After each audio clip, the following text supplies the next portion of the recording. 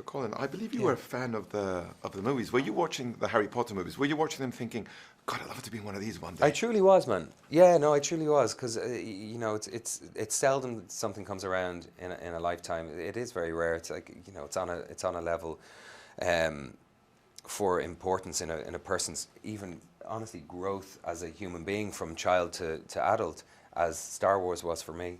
And this is that, I think, and just how beautiful and how imaginative and how exciting the worlds were, and how brilliant each character was within the worlds of the Harry Potter films. I was always pissed off I never got a phone call. So then when I heard that J.K. had written an original screenplay for this and there was a chance I was going to get to be in it, I was really excited. I really was. And what's Percival Graves' role in that wizarding world? His role literally is he's the head of magical security of MACUSA, which is the Magical Congress of the United States of America, which is kind of a social and political body at the center of the wizarding experience in North America. And his job is to uphold the safety of the wizarding community. There's been a certain degree of persecution that the wizarding community has been has been inflicted with by the world of no mages. What were muggles in the original films, we call no mages those who have no magical capabilities. And there's been a segregation between the world of no mages and the world of wizards. So my job's to uphold the segregation, even though I have a disdain for it, because it's meant that the world of wizards have had to live in the shadows and they've been oppressed.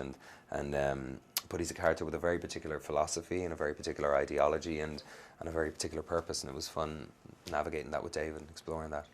He's not really a villain. He's more like a strong character with a job to do, right? Yeah, absolutely. I didn't see him as a villain. I mean, I know he's a little bit arch and all that kind of stuff, and maybe villainous, but I didn't see him as a villain. Didn't see him as a bad guy. As I said, somebody who had lived under the weight and the shame of having to protect a people from the treachery of a people that he saw as less than. If there should be one pocket of existence that's living in the shadows as far as Graves is concerned, it should be just mere mortals. It shouldn't be wizards. They have had to hide and suppress this beautiful gift that they have, and he thinks that there's a great sadness and sense of loss in that.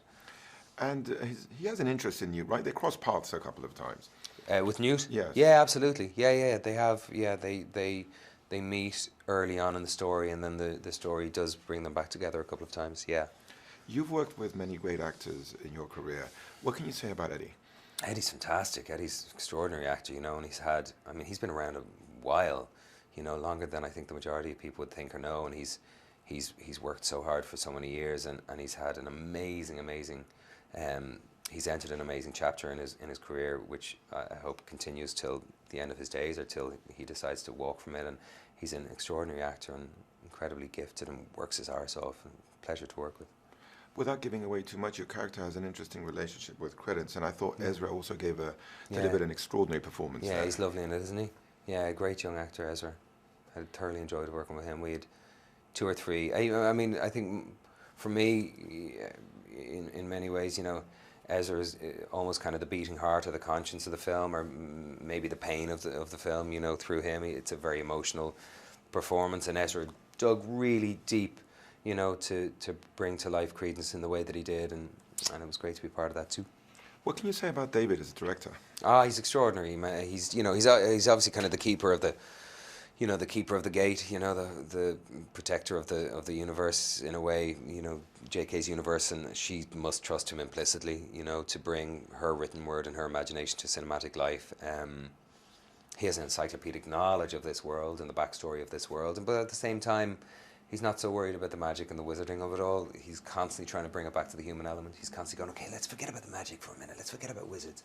And he's like bringing it back down to the human element, because he understands, of course, as we've spoken about, unless the audience has a relationship or a compassion for the characters and cares about the characters, then it doesn't matter how many bells and whistles or how much special effects are at hand. The film isn't going to have the effect or grip the audience in the way that someone like David Yates really wants to connect to the audience, But he's so clever, he's so kind, amazing. The crew would do anything for him, amazing to work with.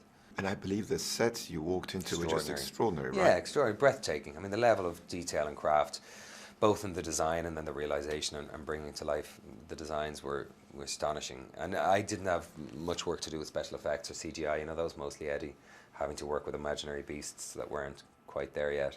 Most of my stuff was practical sets and working with actors, and I mean, they built 2 or 3 blocks of Midtown Manhattan with a tram system and 20 or 30 Ford Model Ts and 500 extras all dressed in period clothes, and they'd shout action, and all that would start moving at the same time. It was phenomenal.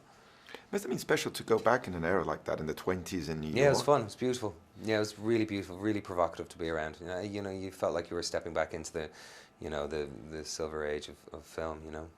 And then when you finally saw the whole movie completed on the big screen, what was your reaction, Colin? That it was beautiful. I was just, I mean, as soon as I heard the theme music at the start with the Warner Brothers sign, I just got carried away. I'm soft that way.